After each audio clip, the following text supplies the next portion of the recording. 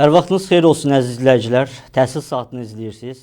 Bu gün də çox aktual bir mövzulardan birinə toxunacağıq. Bu gün yeni təmayül tədris modelindən danışacağıq. Artıq ötən ildən bəzi məktəblərdə pilot olaraq tətbiq olunurdu. Bu ildən artıq onun əhatə dairəsi də genişləndirilib. Studiyamızın qonağı isə Bakı Şəhər üzrə Təhsil İdarəsinin müdir müavini Turanə Məcididir. Turanə xanım, xoş gəlmisiniz. Xoş gördük Çingiz müəllim. Təşəkkür edirəm dəvətinizə görə. Çox sağ olun. Turanə xanım, elə ilk olaraq ondan başlamaq istəyirik ki, yeni təmayül tədris modeli nədir? Məqsədi nədir bu modelin və məktəblərdə bu modelə, bəzi məktəblərdə keçid hansı zərurətdən irəli gəlirdi? Təmayül tədris modelinin əsas məqsədi bundan ibarətdir ki, abituriyent olan şagirdlərimizin maraq və meyllərinə uyğun olaraq onların növbəti təhsil pilləsində davam etdirmək istədikləri, qarşılarına məqsəd qoyduqları istiqamət üzrə təmayül istiqamətini, tədrisini məktəbdə verməkdir. Bu düşünürəm məktəbə olan etimadı da artıracaq. Bu yaranma zərurəti bundan ibarətdir ki, bildiyiniz kimi şagirdlərin əksəriyyəti təhsillərini, növbəti pilləsini ali təhsil müəssisələrində davam etdirirlər. Bunun üçün isə onlar tam orta təhsil səviyyəsində 2 illik bir əlavə dərslərə ehtiyac duyurlar. Bu dərslər bəzən şagirdlərdə əlavə vaxt itkisinə, zaman itkisinə səbəb olur. Bunun da səbəbi ondan ibarətdir ki, onlar dəstək üçün müxtəlif müəllimlərə müraciət edirlər və bu müxtəlif müəllimlər müxtəlif yerlərdə fəaliyyət göstərirlər. Bəzən bu valideynlər üçün əlavə xərcə gətirib çıxara bilir, şagirdlər üçün əlavə zaman itkisini gətirib çıxara bilir. Təmayül tədris modelinin tətbiqi də düşünürük ki, bütün bu narahatlıqları aradan qaldıracaq və şagirdlər növbəti təhsil pilləsinə tədris aldıqları ümumi təhsil müəssisəsində hazırlaşa biləcəklər. Ənənəvi modeldən bunun fərqi nədir Turan xanım? Buranın proqramı necə olacaq, hansı fənlər tədris olunacaq, dərs saatları nə vaxt başlayacaq, nə vaxt bitəcək? Onunla bağlı da istəyərdik bir məlumat verəsiniz. 26-27-ci tədris ilindən etibarən Bakı şəhərində yerləşən 31 ümumi təhsil müəssisəsində təmayül tədris modeli tətbiq olunacaq. Təmayül tədris modeli tətbiq olunan ümumi təhsil müəssisələrinin yalnız tam orta təhsil səviyyəsi sinifləri üçün Elm və Təhsil Nazirliyi tərəfindən xüsusi tədris planı təsdiq olunur. Yəni 10-11-ci sinif şagirdləri. Bəli, 10 və 11-ci sinif şagirdləri üçün. Həmin tədris planı şagirdlərin seçdikləri təmayül istiqamət üzrə fənlərin dərs saatlarının çoxluğu ilə seçilir. Yəni digərlərindən əsas fərqi bundan ibarətdir. Model tətbiq olunan məktəblərdə isə digər 10 və 11-ci sinif tətbiq olunan məktəblərdən əsas fərq bundan ibarətdir ki, digər adi ümumi təhsil müəssisələrində şagird əgər 10-cu sinifdə təhsil alırsa, o 10-cu sinif proqramına uyğun 10-cu sinifin dərsliyi ilə tədrisinə başlayır. Lakin təmayül tədris modeli tətbiq olunan ümumi təhsil müəssisələrində isə fənnə müvafiq olaraq ilk anlayışlar hansı sinif pilləsindən başlayırsa, yəni əgər biz kimya fənnindən danışsaq, bildiyiniz kimi kimya fənni 7-ci sinifdən tədrisə başlayır. Bu o deməkdir ki, 10-cu sinifdə şagird kimyanın ilk anlayışlarını 7-ci sinifdən almağa başlayacaq.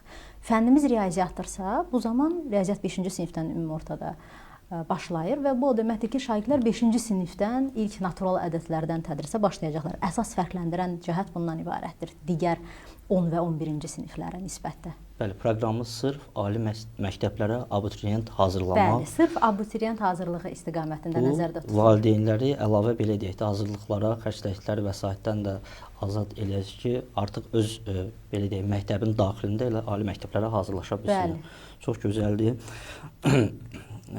Turan xanım, xüsusi belə deyək, dərsliklər olacaqmı? Yəni ayrıca belə deyək, dərsliklərin hansısa bir komponenti riyaziyyat üçün tutaq ki, bütün mövzuları əhatə edən və yaxud da kimyanı da baza biliklərindən tutmuş axıra qədər cəmləşdirən bir dərsliklər nəzərdə tutulurmu gələcəkdə?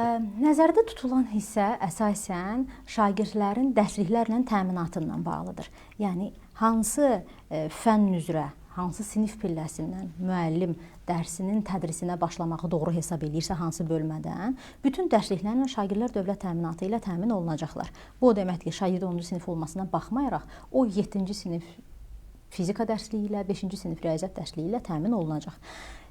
O ki qaldı əlavə vəsaitlərə isə, əlavə vəsaitlərin təminatı hazırki dövrdə nəzərdə tutulmayıb. nəzərdə tutulan yalnız dərs vəsaitləri, yəni dərsliklərlə təmin olunma ilə bağlıdır. Həmçinin də qeyd edeyim ki, bizim bu istiqamətdə müəllimlər əslində sərbəstdirlər. Necə ki, öncəki öyrəndiyimiz ənənəvi qaydada şagird dəstək aldığı müəllimin özünə uyğun fərdi proqramı var idi. Yəni fizika müəllimləri çox fərqlənirdi əslində. Yəni deyək ki, şagirdə ali məktəbə qəbulda dəstək olan 5 fizika müəllimi var. Bunun hər birinin özünün fərdi proqramı olurdu. Özünün bəzi müəllimlər bilirsiniz də öz yanaşmaları ilə uşaqlara mövzuların qısa xülasələrini yazdırırdılar və öyrədirdilər. Bu istiqamətdə biz əslində seçilən müəllimlərə, çünki seçilən müəllimlər kifayət qədər bu istiqamətdə təcrübəli və səriştəli, bacarıqlı müəllimlər olacaq. Müəllimlərə bu istiqamətdə sərbəstlik verəcəyik. Dərsliklərlə təminat dövlət tərəfindən, təhsil aldıqları müəssisə tərəfindən, məktəb tərəfindən olacaq. Lakin əlavə vəsaitlərin seçimi isə müəllimin seçimindən asılıdır. Turan xanım, Günay Ağayev adlı bir izləyicimiz yazır ki, şagird təmayül məktəbə seçilib seçilməməsi barədə məlumatı necə ala bilər? Ola bilsin ki, yəqin ki, xanım ya valideyndir, övladı üçün müraciət eləyibdir. Ümumiyyətlə, qeydiyyat nə vaxtdan başlayıb, nə vaxta qədər davam eləyəcək şagirdlər üçün və məlumat necə veriləcək şagirdlərə və yaxud da valideynlərinə ki, seçiliblər və yaxud da seçilməyiblər?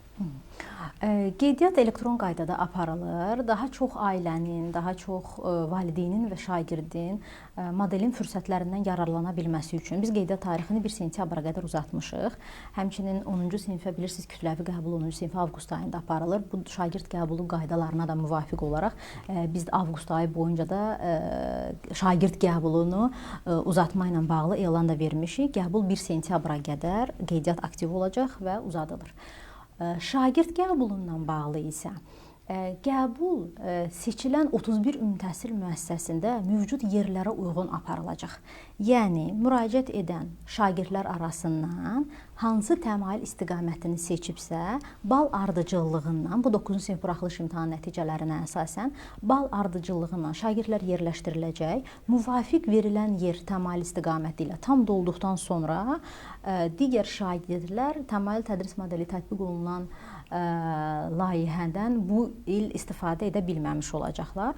Onların isə təhsil hüququ əlbəttə ki, təmin olunacaq. İstədikləri ərazi üzrə yerləşən, bilirsiniz ki, 10-cu sinifə qəbulda mütləqdir ki, şagird yaşayış yeri ərazisi üzrə ümumi təhsil müəssisəsinə müraciət edə bilər qaydalara müvafiq olaraq və digər yaşayış ərazisinə uyğun olan ümumi təhsil müəssisəsində tədrisini davam etdirə bilər.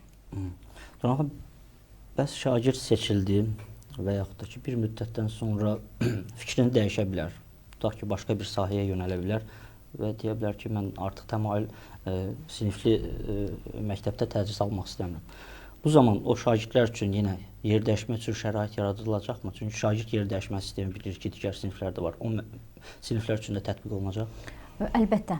Əslində inandığımız bu qısa olaraq cavab verim ki, əlbəttə ki, o da digər şagirdlər kimi hüquqlarından, şagird yerdəyişmə hüququndan istifadə edə biləcək.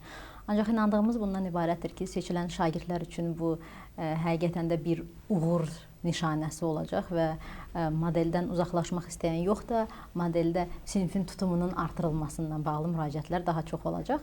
Amma sualınıza uyğun olaraq, bəli, bu və ya digər səbəbdən şagirdin yer dəyişməsi digər şagirdlərə verilən hüquqa bərabər olaraq təmin ediləcək. Günay Həmzəyev adlı izləyicimiz yazır, o da qeydiyyat prosesi ilə maraqlanırdı, nəticələr nə vaxt açıqlanacağını soruşur. Bu müəllimlər üçün necədir Turan xanım vəziyyət? Müəllimlər işə qəbulu necə aparılacaq? Digər məktəblər üçün bilirik MİQ vasitəsindən olur. Burada müəllimlər necə? İşləyən müəllimlər arasından mı seçilməlidir, yoxsa hazırda işləməyən müəllimlər də bura müraciət edə bilər?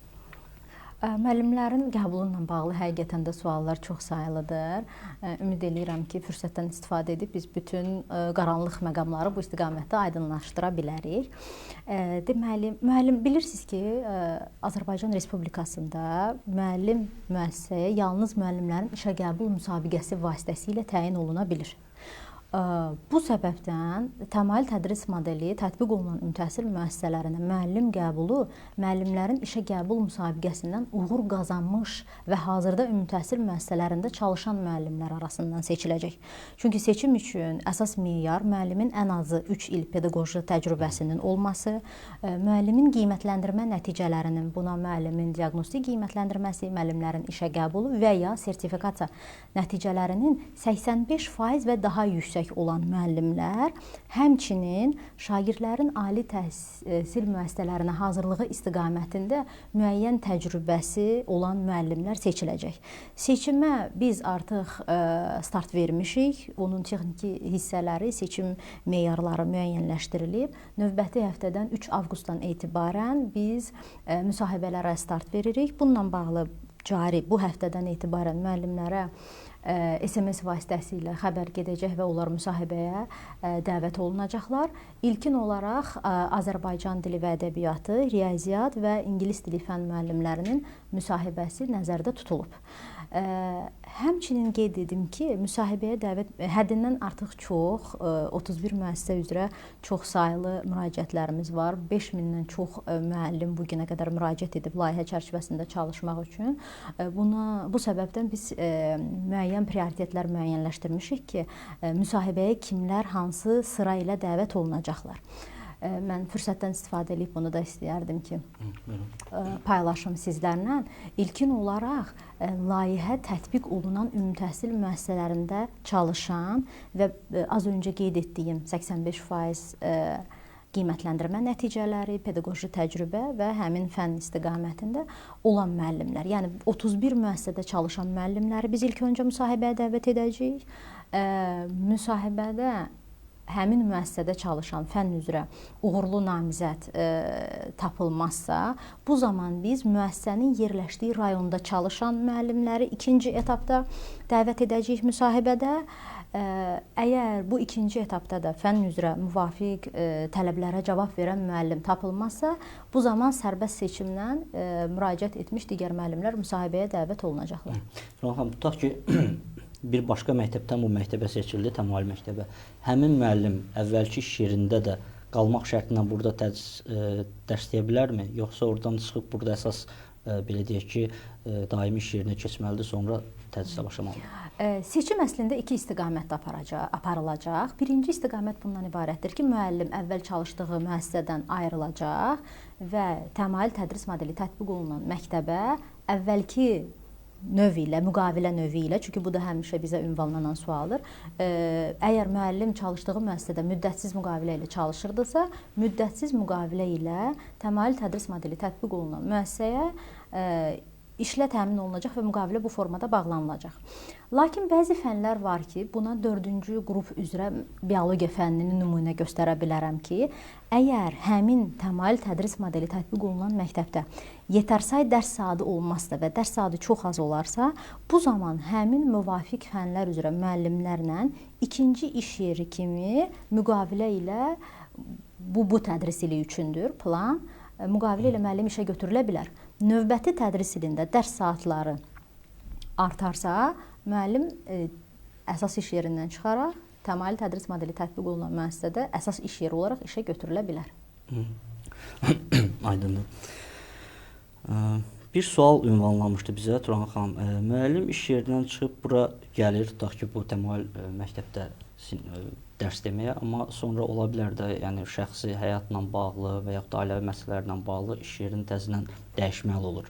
Həmin müəllim öz əvvəlki iş yerinə belə deyək, qeyd şərtsiz qayıda bilərmi, yoxsa yenidən imtahan verib həmin məktəbə qayıtmalıdır? Müəllim əgər təmayül tədris modeli tətbiq olunan məktəbdən öz arzusu ilə digər məktəbə ya əvvəl çalışdığı müəssisəyə və yaxud da əvvəl çalışdığı müəssisədə yer olmaya da bilər. Burada mən daha aydın olsun deyə necə izah edeyim sizə? Müəllim əgər təmayül tədris modeli tətbiq olunan məktəbdə işlə təmin olunarsa, əvvəlki iş yerindən çıxır. Əvvəlki iş yerində müəllimin dərs saatları və o dərs saatı tədris olunmalıdır. Orada şagirdlər var. Ona görə də o boş yer olaraq saxlanıla bilməz. O yer artıq vakant olur. Müəllimlə təmin olunma mütləqdir ki, həmin müəssisədə olan şagirdlər də tədris ala bilsinlər. Bu səbəbdən müəllimin mütləq həmin əvvəl çalışdığı məktəbə qayıtması yalnız həmin fənn üzrə əvvəl çalışdığı məktəbdə vakant dərs saatları olarsa mümkündür. Əgər olmazsa, vakant olan digər müəssisələrdə müəllimin əlbəttə ki, seçiminə müvafiq olaraq müəllim işlə təmin olunacaq. Yenidən MİQ müsabiqəsinə yalnız müəllim arzu edərsə qoşula bilər. Ümid bəy adlı bir izləyicimiz yazır bizə. Başqa regional təhsil idarəsinin tabeliyində olan müəssisədə çalışan müəllim Bakı şəhər təhsil idarəsinin tabeliyində olan müəssisədəki təmayül siniflərdə tədrisə cəlb oluna bilərmi, seçilə bilərmi? Xeyr, seçilə bilməz. İlkin olaraq meyarlar arasında bu yoxdur. Meyarlar arasında ilk olaraq təmayül tədris modeli tətbiq olunan məktəbdə çalışan müəllim, ikinci olaraq təmayül tədris modeli tətbiq olunan məktəbin yerləşdiyi rayonda olan digər məktəblərin müəllimləri, sonra isə Bakı Şəhər Özəl Təhsil İdarəsinə tabe ümumi təhsil müəssisələrində çalışan digər məktəblərin müəllimləri müsahibədə iştirak hüququ qazana bilir. Xanım, buraxılış fənləri var bizdə.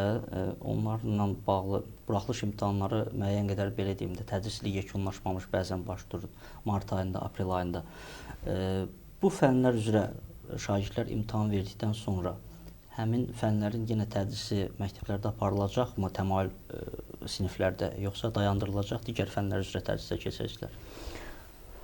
Təmayül tədris modelinin əslində həqiqətən də ən böyük üstünlüyü bundan ibarətdir ki, modelin 10 və 11-ci sinifdə olan tədris prosesi tamamilə ali təhsil müəssisəsinə qəbul prosesi, hazırlıqlılıq prosesi nə formadadırsa, o formada qurulub. Bildiyiniz kimi, 11-ci siniflər buraxılış imtahanını təqribən mart ayında verirlər. Çünki cari tədris, ötən tədris ilində bu mart ayında həyata keçirildi. Layihə tətbiq olunan ümumi təhsil müəssisələrində tədris planı xüsusi olaraq tətbiq olunduğuna görə həmin tədris planlarında da nəzərdə tutulub ki, 11-ci sinif şagirdləri buraxılış imtahanından sonra buraxılış imtahan fənlərini artıq tədris almırlar. Onun əvəzinə, amma şagirdlərin gündəlik dərs saatlarında bir dəyişiklik olmur. Digər blok imtahan fənni adlandırdığımız blok fənlərinin dərs saatları buna müvafiq olaraq artırılır. Yəni, əgər şagird birinci istiqamət üzrə gedirsə və fizikadan 6 saat tədris alırdısa, mart ayından sonra bu 6 yox, 7 saat və bəzən də 8 akademik saat, 45 dəqiqə ola bilər ki, şagirdin blok imtahanlarına hazırlığı daha gücləndirilmiş qaydada həyata keçirilsin. Amma bu müəllimlərdə elə bir ciddi öz təsirini göstərməyəcək. Çünki buraxılış imtahan fənləri həmçinin də bəzi qruplar üçün blok imtahan fənləridir. Yəni şagird əgər 3-cü qrup istiqamətində gedirsə, Azərbaycan dili və ədəbiyyatı fənni onun həm də blok imtahan fənli olduğuna görə şagird öz müəllim daha doğrusu digər təmayül istiqamətində tədrisini davam etdirəcək. Bir izləyicimiz də soruşur, Azər adlı izləyicimiz, yeni təmayül tədris modelində dərslər neçə dəqiqə davam edəcək? Ümumiyyətlə, bayaq verilişin əvvəlində bu barədə danışdıq proqram haqqında. Bilirik ki, ənənəvi məktəblərdə 45 dəqiqədən birdir, dərslər sonra tənəffüs olur. Burada necə olacaq, necə tənzimlənəcək? Uşaqlar necə əlavə məşğələlərə cəlb olunacaqmı, yoxsa olmayacaqlar, necə olacaq? Model tətbiq olunan məktəblərdəki, bayaq da qeyd elədiyim kimi, tədris planı fərqli olduğu kimi, cədvəllər də fərqlidir. Tamamilə digər adi ümumi təhsil müəssisələrində olan 10 və 11-ci sinifin cədvəllərindən fərqlənir. Fərq nədən ibarətdir? Burada dərslər qoşa saatla keçiriləcək. Yəni, riyaziyyat fənni əgər həftədə 3 dəfədirsə, bu həftədə 3 dəfə 2 qoşa saat deməkdir, 2:45 dəqiqə. Yəni, birinci gün 90 dəqiqə, üçüncü gün 90 dəqiqə, beşinci gün yenə 90 dəqiqə şagird riyaziyyat fənninin tədrisini alacaq. Onlar üçün hazırlanan dərs cədvəli bütün 31 ümumi təhsil müəssisəsinin 31-ində də dərs cədvəli eyni olacaq. Yəni qoşa saatların miqdarı eyni olacaq, dərs saatlarının miqdarı eyni olacaq və şagird necə ki əvvəlki qaydada hansısa müəllimdən dəstək almaq üçün məşğul olduğu saat burada da yenisi təmin olunacaq və bu 90 dəqiqə hər gün üçün 90 dəqiqə olacaq. Turan xanım, dediniz ki 31 məktəbdə artıq bu ildən tətbiq olunacaq bu model. Bəs həmin məktəbin belə deyək də, digər şagirdləri var ki, ola bilsin ki, bu təmayül siniflərə seçilə bilməyəcəklər. Həmin məktəblərdə ənənəvi forma ilə təhsil alan şagirdlər üçün də şərait yaradılacaqmı ki, onlarda da heç olmasa adi 10-11-ci siniflər olsun, yoxsa nəzərdə tutulmur, məktəblərini dəyişməlidirlər?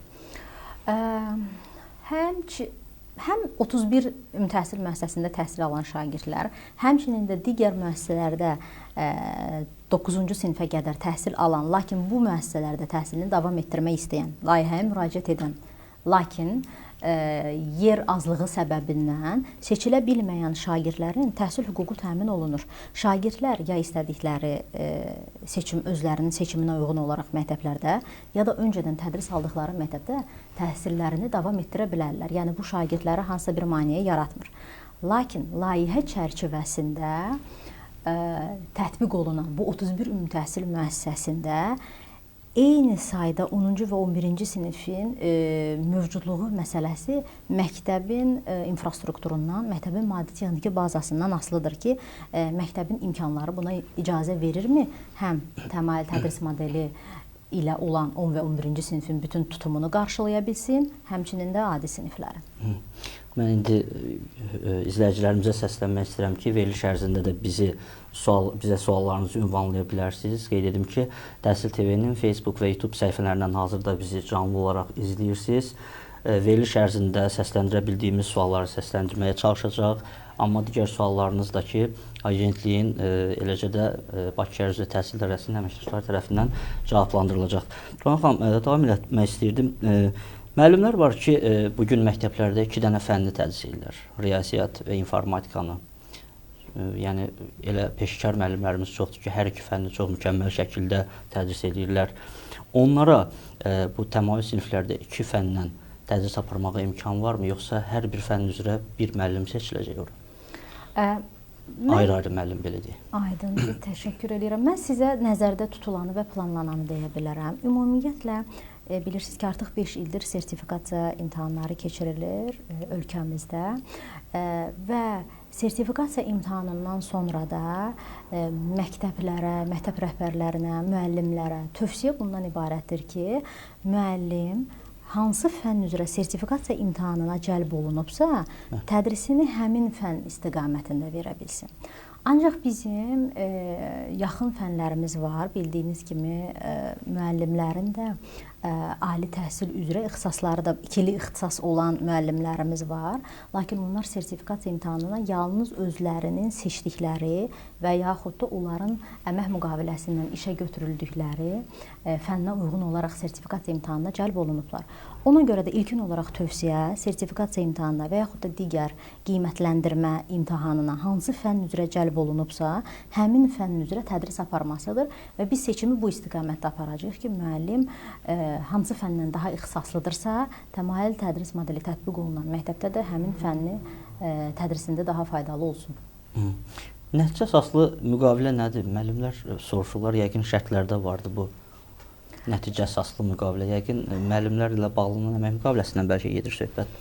Nəticə əsaslı müqavilə növü yoxdur ümumiyyətlə. Ola bilər, amma bu suallarda gəlmişdi, ona görə sual ola bilər, nəzərdə tutulan budur ki, bir ildən sonra şagirdlərin öyrənmələri nə qədərdir bu ölçüləcək və bunun nəticəsinə uyğun olaraq da müəllimlə müqavilənin davam etdirilib etdirilməməsindən bağlı sual ola bilər.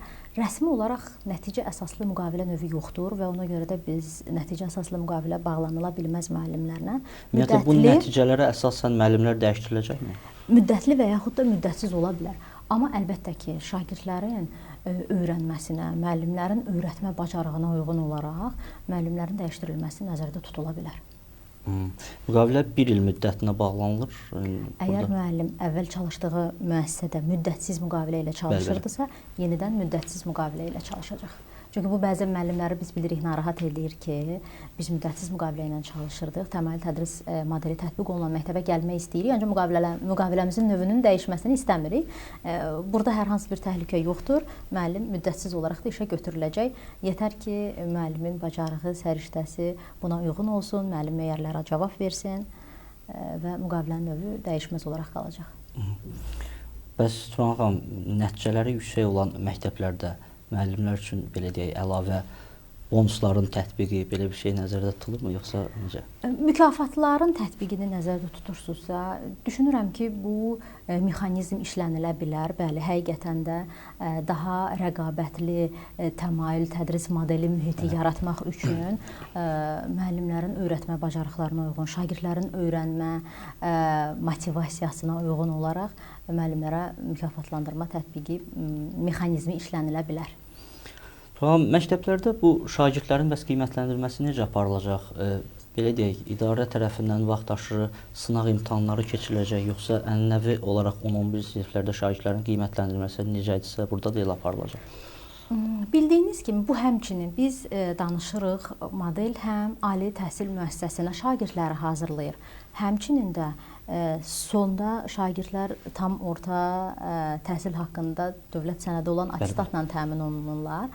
Bu səbəbdən də şagirdlərin məktəbdaxili qiymətləndirilməsi həmişə olduğu kimi ənənəvi qaydada davam etdiriləcək. Şagirdlər kiçik və böyük summativ qiymətləndirmələrə cəlb olunacaqlar. Sadəcə burada sevindirici hal budur ki, şagirdlərin məktəbdaxili qiymətləndirməsi elə onların seçdikləri ali təhsil müəssisəsi, seçdikləri qrup, istiqamət, təmayül üzrə olan fənlərdən aparılacaq deyə bu məktəbdaxili qiymətləndirmələr şagirdlər üçün əslində daha rahat olacaq və şagirdlərin yekun qiymətləri hansı ki öz əksini attestatda tapır, bunlar da həmin fənlərdən olacaq və həmin qiymətlər olacaq. Bu məktəbdaxili qiymətləndirmə şagirdlər üçün düşünürəm ki, daha rahat olacaq. Lakin ümumi bir sınaq tədris ili ərzində 2 dəfə Bakı Şəhər üzrə Təhsil İdarəsi tərəfindən mərkəzləşmiş formada 31 müəssisədə keçirilməsi nəzərdə tutulur. Turan xanım, bu model bir tərəfdən valideyni belə deyək də əlavə hazırlıqlara sərf etdiyi xərcdən azad edəcək. Artıq dövlət tərəfindən maliyyələşdirilən məktəblərdə şagirdlər ali məktəblərə hazırlaşa biləcəklər. Digər bir tərəfdən də ki, məktəbdən sonra belə deyək də əlavə gəlir olaraq hazırlıq keçən müəllimləri də bir növ sistemə qaytarmış olacaq. Siz necə düşünürsünüz? Verilən əmək haqqının miqdarı həmin müəllimləri belə deyək sistemdə saxlamağa, onları yenidən məktəbə qaytarmağa, düzdür, məktəbin həmin müəllimləri sistemdə saxlamağa yetəcəkmi? Necə baxırsınız? Təşəkkür edirəm ilk öncə suala görə. Düşünürəm ki, çox da əslində əmək haqqı ilə bağlı istiqamətdə suallar, haqlısınız. Mən biz bilirsiniz ki, istər çağrı mərkəzindən, qaynar xəttdən gələn suallar olsun, istər Bakı Şəhər üzrə Təhsil İdarəsinə ərizə ilə müraciətlər və yaxud da biz bir müddətdir bütün özümüzün rəsmi şəbəkələr, sosial şəbəkələrimizdə də elanları veririk. O istiqamətlərdə də bizə suallar gəlir. Açığı sevindirici hal bundan ibarətdir ki, modelə bir çox valideynlərin və müəllimlərin yanaşması sanki çoxdandır gözlədikləri bir xəbəri almış kimi sevinirlər ki, bu müəllimlərdən də gələn geri dönüş bundan ibarətdir ki, biz həmin siz dediyiniz ki, hansı ki müəllimlər var idi ki, onlar dərsdən sonraki vaxtda şagirdlərə dəstək olurdular. Layihəyə müraciət edən müəllimlərin əksəriyyəti elə həmin dəstək prosesi ilə məşğul olan müəllimlərdir ki, onlar layihədə iştiraka könüllüdürlər. Əmək haqqına gəldikdə isə əmək haqqı hazırda olan ümumi təhsil müəssisəsində çalışan müəllimlərin orta əmək haqqına nisbətdə kifayət qədər nəzərə çarpacaq dərəcədə fərqlidir. Bu yaxşı mənada fərqlidir. Ona görə düşünürəm ki, bu müəllimləri həm müəllimlərin istədiyi mühitdir ki, hər kəs bütün müəllimlər istəyir ki, məktəbə olan etimad artsın, valideynin güvəni artsın, şagirdin güvəni artsın və düşünürəm ki, model həm ictimaiyyətin, həm valideynin, həm şagirdin məktəbə olan etimadını artıracaq, həm müəllimin məktəbə olan etimadını artıracaq və onun müqabilində verilən qarşılıq qeyd etdiyiniz kimi müəllimi sistemdə saxlamağa kifayət edəcək və gözləntiləri də doğruldacaq. Bir məsələ də var idi, müəllimlər soruşurdular, yəqin ki, onlar belə deyək, təmayül siniflərdə tədris aparmağı düşünməyən müəllimlərdir, belə deyək. Soruşurlar ki, tutaq ki, bizim məktəbdə təmayül sinifləri artıq başlayıbdır. Əvvəl bizim riyaziyyatla bağlı müəyyən qədər saatlarımız var idi, amma artıq 2 sinifin saatları da müəllimlərdən alınmış olunacaq. Onların belə deyək, saatlarının azalması necə kompensasiya olunacaq? Əlavə fəaliyyətlərə cəlb oluna bilərlərmi məktəblərdə ki, onların əmək haqqları ən azından aşağı düşməsin. Müəllimlərin seçimi onsuz da 31 ümumi təhsil müəssisəsi üzrə həmin müəssisədə çalışan müəllimlərdən aparılacaq. Bizim bütün ümumi təhsil müəssisələrimizdə həqiqətən də kifayət qədər səriştəli, bacarıqlı, şagird hazırlığı istiqamətində təcrübəli olan müəllimlərimiz çoxdur. Və mənim inandığım bundan ibarətdir ki, biz layihəyə həmin 31 ümumi təhsil müəssisəsindən olan müəllimlərin elə özünü də cəlb edə biləcəyik. Ona görə də bu dərs saatlarında olan fərq məktəb müəllimlərinə təsir etməyəcək. Sualı ünvanlayan müəllim əgər təmayül tədris modeli tətbiq olunan məktəbdə layihə çərçivəsində cəlb olunan müəllimlərdən deyilsə, cəlb olunan müəllimin dərs saatları vakansiyaya çıxarılmayacaq. O, həmin müəllimlər arasında bölünüb və kompensasiya olunacaq. Bu da müəllimlərə, həmin məktəbdə çalışan müəllimlərə elə də təsir etməyəcək. Turan xanım, deyəsən canlımıza gec qoşulan izləyicilərimiz vardı. Onlar üçün bir dənə də xatırlatma etməyinizi xahiş edərdim ki, həm şagirdlər, həm müəllimlərin işə qəbulu və şagirdlərin də təmayül siniflərə seçilib seçilməməsi ilə bağlı qərarlar nə vaxtdan açıqlanmağa başlayacaq. İzləyicilərimiz bir daha eşitsinlər zəhmət olun. Müəllimlərin müsahibəsinə növbəti həftədən 3 avqustdan etibarən biz start veririk. İlkin olaraq Azərbaycan dili, riyaziyyat və xarici dil fənlərinin, yəni buraxılış fənləri adlandırdığımız fənlərin müsahibə mərhələsi start götürəcək və başlayacaq biz birinci gündən, yəni 3 avqustdan etibarən. Və buna müvafiq olaraq da müəllim əgər müsahibədə uğur qazanıbsa, müəllimə SMS vasitəsilə məlumat gedəcək. O ki, qaldı şagirdlərə, şagird qeydiyyatı 1 sentyabra qədər uzadılıb. Bunun da əsas məqsədi bundan ibarət idi ki, necə ki, sualı ünvanlayan və yayına gec qoşulan izləyicilərimiz də var, elə də layihədən daha gec xəbər tutan ailələrimiz var, valideynlərimiz var. Həmçinin də 10-cu sinifə kütləvi qəbul vaxtı avqust ayı olduğuna görə digər ümumi təhsil müəssisələri üçün də biz bu bərabər hüququ da təmin eləmək üçün qeydiyyat tarixini 1 sentyabra qədər uzatdıq. Lakin bizim bir çox məktəblərimizdə layihə çərçivəsində artıq şagirdlərlə bağlı rəsmiləşmə işlərinə başlamışıq. Bunu necə edirik? Qeydiyyatdan keçmiş şagirdlərin siyahısına uyğun, müvafiq olaraq siyahılar bilirsiniz ki, elektron qəbul mərkəzləşmiş formada həyata keçirildi bizim tərəfimizdən. Siyahılar 31 müəssisəyə ayrı-ayrılıqda məktəblər üzrə qeydiyyatdan keçən şagirdlər, onların buraxılış imtahan nəticələri və digər zəruri məlumatları göndərilir. Onlar isə valideynləri və şagirdləri dəvət edərək, valideyn təbii ki, buna rəsmi olaraq ərizə ilə müraciət etməlidir. Valideynlərin ərizələri əsasında şagirdlərin məktəbə qəbul olduqları rəsmiləşdirilir. Həmin məktəblərdə bütün təmayül istiqamətlər üzrə şagirdlərin qəbulu yekunlaşdıqdan sonra ki, bu yenə deyirəm 1 sentyabra qədər yekunlaşması nəzərdə tutulur, digər bütün şagirdlər layihədə iştirak hüququ qazanıb qazanmadıqlarını öyrənmiş olacaqlar. Daha dəqiq tarix vermiş olsaq, 1 sentyabr şagirdlər üçün bunun son tarixidir. Şagirdlər bundan məlumatlı olacaqlar. Müəllimlərin müsahibəsi isə 3 avqustdan etibarən start verəcək. Turan xanım, yeni modellə bağlı valideynlərə, şagirdlərə, müəllimlərə hansı çağırışınız olardı? İstəyərdik, onu da sizdən eşidək. Buyurun. Mən ilkin olaraq az öncə də qeyd elədiyim kimi bizə bir çox platformalardan suallar ünvanlanır və müvafiq qaydada suallara cavab veririk. Layihə yenidir. Yeni dedikdə əslində Azərbaycan üzrə 14 ümumi təhsil müəssisəsində 25-26-cı tədris ilinə qədər tətbiq olunurdu. 5 məktəbimizdə bunun artıq bu Bakı Şəhər Üzrə Təhsil İdarəsində müəssisələr deyil, digər region məktəblərindən 5 müəssisədə layihənin əslində arzu olunan nəticələri elan olunub və həqiqətən də şagirdlərin qəbul ballarının ortalaması digər adi ümumi təhsil müəssisələrinin ortalamasından çox-çox daha yüksəkdir. Elə bu uğurlu nəticədə bizə icazə verdi ki, biz bunun əhatə dairəsini genişləndirək və Bakı bildiyiniz kimi böyük şəhərimizdir. Bakıda ümumi təhsil müəssisələri çoxdur. Ona görə də elə say olaraq da ən çox Bakıdadır, 31 müəssisə ilə.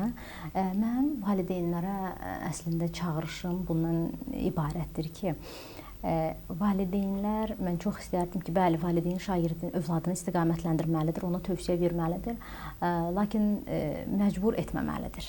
Şagird, biz necə sinifləri təmayül istiqaməti üzrə ediriksə, yəni şagirdin macarığına uyğun, meylinə uyğun, öyrənmə bacarığına uyğun təmayüllər formalaşdırırıqsa, valideynlərdən də əslində istəyimiz bundan ibarətdir ki, məcburi olaraq şagirdin istiqamətini müəyyənləşdirməsinlər.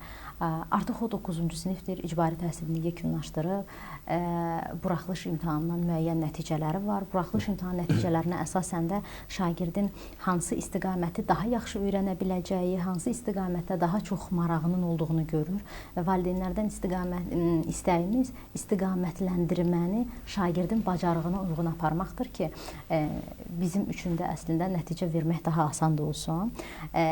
Bir istiqamətdə də gələn suallara nisbətdə bizim yanaşmamız budur. Daha doğrusu gəldiyimiz nəticə budur. Valideynlərin sualları var, tərəddüdləri var modellə bağlı ki, həqiqətən də belə bir model olacaqmı? Həqiqətən də dövlət hesabına ali təhsil müəssisələrinə şagirdlər hazırlanacaqmı? Olacaqmı? Yox, artıq olubdur. Keçən pilot olaraq tətbiq olunub artıq, nəticələr də var. 31 ümumi təhsil müəssisəsində Bakı üzrə. Bununla bağlı tərəddüdlər var. Mən məsələn istəyərdim ki, bir müqayisəyə baxaq. Bu dünyada da belədir, Azərbaycanda da belədir ki, dövlət sifarişli, yəni dövlət hesabına ali təhsil almaq olur, həmçinin ödənişli əsaslarla ali təhsil almaq olur. Bu heç bir valideyni ya da heç bir məzunu tərəddüddə saxlamır ki, görəsən dövlət sifarişi ilə olan ixtisas doğrudan da dövlət sifarişi varmı? Orada çalışan müəllimlərin əmək haqqısı necə olacaq ki, bizə bu fürsət yaradılır? Eyni tərəddüd ümumi təhsil müəssisəsi üçün də, yəni tam orta təhsil səviyyəsi üçün də olmamalıdır. Həqiqətən də tam orta təhsil səviyyəsi, yəni 10 və 11-ci sinif üçün bu fürsət yaradılır. Təmayüllü tədris modeli tətbiq olunan məktəblərdə şagirdlər ali təhsil müəssisəsinə hazırlaşa bilərlər. Bu şagirdlərin əlavə onların seçdikləri istiqamət üzrə əlavə yüklənməsinin də qarşısını alır. Əslində bu valideynlər üçün də məncə çoxdan gözlədikləri bir fürsətdir ki, hər bir valideyn övladını müxtəlif yerlərə göndərəndə dəstək almaq üçün narahatçılıq keçirir, övladının yolda keçirdiyi zamana görə narahatçılıq keçirir, təhlükəsizliklə bağlı bir narahatçılıq keçirir və bütün bu tərəddüdləri yeni model aradan qaldırır. Şagird eyni bir məkanda əvvəlcədən öyrəşdiyi bir mühitdə yaşayış yerinə hətta yaxın bir çox valideynlər, yəni tədris modeli tətbiq olunan ərazi üçün bu əslində çox daha böyük bir şansdır ki, daha yaxında, yəni uşaq yolda da vaxt itirməyəcək. Uşaqlar üçün həqiqətən ən böyük məsələlər, çox zamandır cəmiyyətdə səsləndirilən fikirlər bu idi ki, ali təhsil müəssisələrinə hazırlaşan uşaqların belə deyək ki, ömrü yollarda keçir. Bəli. Bir müəllimin yanına gedirlər, bəlkə gecə gec saatlarında qayıdıb gəlirlər, amma dövlət artıq bunu valideynlər üçün belə bir imkan yaradıb ki, artıq məktəbin içində əlavə heç yerə getmədən güclü, peşəkar müəllimlərin fərdi tədris proqramı ilə ali təhsil müəssisələrinə hazırlaşmaları təmin olunacaqdır. Bir sual var idi, Turan xanım, valideyn yəqin ki, narahatdır, ona görə soruşur. Deyir, bu siniflərdə şagird sayı ilə bağlı nəsə bir məhdudiyyət varmı? Say nə qədər olacaqdır? Bəli, var. Məhdudiyyət var bununla bağlı. Çünki təmayüllü siniflərində qaydalara müvafiq olaraq şagird sayı 15 və 20 arasında olmalıdır. Bizim arzuladığımız şagird sayı ən çoxu 18-dir. Ancaq bu yenə deyirəm, daha çox ailə, daha çox valideyn, daha çox şagird müraciəti olarsa və həqiqətən də potensiallı şagirdlərimiz olarsa ki, biz çox istəyirik ki, onlar layihədən yararlansınlar. Bacarıqlı şagirdlərimiz buraxılış imtahan nəticələrini nəzərdə tuturam. Şagird sayı ən çox 20 ola bilər, amma o ən son limitdir. Yəni müraciət nə qədər çox olarsa, biz şagird sayı 18-20-dən yuxarı olmamasını yəni narahatlığa heç bir əsas yoxdur valideynlər üçün. Artıq pilot olaraq bu belə deyək model sınaqdan keçirilibdir. Kifayət qədər də yüksək nəticələr vardı. Yəni şagird sayı həmin siniflərdə el olacaq ki, onlar bütün proqramı 2 il müddətində tam olaraq mənimsəyib çatdıra biləcəklər. Çünki dərs saatları kifayət qədər çoxdur. Mən bayaq da qeyd elədiyim kimi, deyək ki, riyaziyyat fənni normalda uşaqlar dəstək aldıqlarında həftədə 2 dəfə bu fürsətləri olurdu. Həmçinin də modelin də üstünlüyü bundan ibarətdir ki, dərs saatları daha çoxdur. riyaziyyata ayrılan saat tədris planında 8 saatdır. O əgər həmin ixtisas üzrə, həmin təmayül istiqaməti üzrə gedirsə, bu da o deməkdir ki, şagird riyaziyyat fənnini həftədə 2 dəfə qoşa saat olan, yəni 94 dənə 90 dəqiqədə riyaziyyat fənnini tədris alacaq. Bu 5-ci sinifdən başlayaraq həyata keçiriləcəkdir. Söhbət 10-cu sinifdən gedir. Həmçinin şagirdin imkanı olacaq ki, müəllimini həftənin 5 günü məktəbdə olacaq şagird, müəllim həftənin 5 günü məktəbdə olacaq, dərsinin olub-olmamasından asılı olmayaraq və istədiyi vaxt sualını müəllimə ünvanlamaq imkanı da olacaq əslində. Turan xanım, çox sağ olun, təşəkkür edirik gəldiyinizə görə. Son olaraq bir dənə də sual vermək istirdim ki, gələcəkdə bu modelin, belə deyək, növbəti illərdə əhatə dairəsinin artırılması nəzərdə tutulurmu və yaxud da bu məktəblərə belə deyək, mərkəzləşmiş qaydada bir qəbul aparılacaqmı gələcəkdə, yoxsa yenə hələ bu istiqamətdə seçiləcək müəllimlər? Layihənin bu son 2 ildəki sürətli əslində inkişafı onu göstərir ki, həqiqətən də növbəti illərdə də layihənin əhatə dairəsi genişləndiriləcək. Çünki bu bir imkandır həm valideynlər üçün, ailələr üçün, həm də müəllimlər üçün. Görülən mənzərə son 2 ildəki inkişaf dinamikası bunu deməyə əsas verir ki, bəli, layihənin əhatə dairəsi növbəti illərdə genişləndirilmə ehtimalı yüksəkdir. Ancaq İkinci bir sualınız, hansı ki, layihəyə cəlb olunacaq məktəblərin digərlərindən olan fərqlərindən bağlı. Mən fikirləşirəm ki, bizim kütləvi informasiya vasitələrindən kifayət qədər elanlar var ki, onlar bütün valideynlər açıq-aydın formada görə bilərlər ki, təmayül tədris modeli tətbiq olunan məktəbdə digər ümumi təhsil məktəblərinə nisbətdə şagirdlərin nəticələri necə nəzərə çarpadan formada dəyişir. Daha doğrusu fərqini göstərir. Aydındır. Uğurlar arzu edirik layihəyə. Həm şagirdlərimizə, burada təhsil alacaq, həm müəllimlərimizə işlərində uğurlar arzu edirik. Çox sağ olun ki, dəvətimizi qəbul edib gəldiniz və inanıram ki, bütün sualları demək olar ki, cavablandırdıq. Yenə də əziz izləyicilərimiz, suallarınız olsa bizə şərh bölməsində qeyd edə bilərsiniz. Dediyimiz kimi, Məktəbəqədər və Ümumi Təhsil üzrə Dövlət Agentliyindən və Bakı Şəhər Üzrə Təhsil İdarəsindən əməkdaşlar həmin sualları cavablandıracaqlar. Bu günlük bu qədər. Sağ olun, salamat qalın.